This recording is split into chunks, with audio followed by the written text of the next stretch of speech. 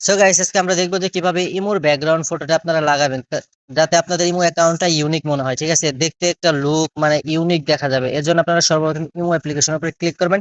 তারপরে এখানে ক্লিক করে দেওয়ার পর আপনারা মনে করেন যে এই যে প্রোফাইলের উপরে ক্লিক করবেন। প্রোফাইলের উপর ক্লিক করে দেওয়ার পর এখানে ডান পাশে দেখতে পারবেন একটা অ্যারো আইকন আসছে ফার্স্টে, এটার উপরে ক্লিক করে দিবেন। এটার উপরে ক্লিক করে দেওয়ার পর আপনারা নিচের দিকে লক্ষ্য করুন, একটা দেখতে পাচ্ছেন যে এডিট নামে একটা অপশন আছে, এটার উপরে ক্লিক করে দিবেন।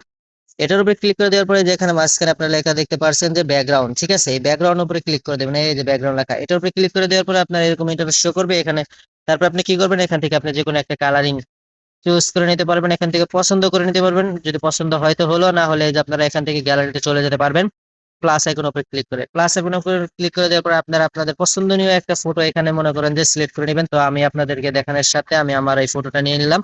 এই ফটোটা নেওয়ার পর আপনার এখান থেকে একটু মনে করেন যে এখানে সেভের যে আপনার টিক মার্ক দেখতে পাচ্ছেন নিচের দিকে একটা টিক মার্ক, এটার উপরে ক্লিক করে দিলে আপনার এই ফটোটা সেভ হয়ে যাবে। অটোমেটিক্যালি সেভ হয়ে যাওয়ার পর আপনার এই যে প্রোফাইলটা ইউনিক মনে হবে। ঠিক আছে, আপনার মনে করেন যে ব্যাকগ্রাউন্ড প্লাস একটা প্রোফাইল পিক লাগাবেন, লাগাবেন একটা ইউনিক একটা ভাব দেখা যাবে। তো এই ছিল আজকের ভিডিওটি। যদি ভালো লাগে অবশ্যই লাইক, সাবস্ক্রাইব এবং ধন্যবাদ সবাইকে।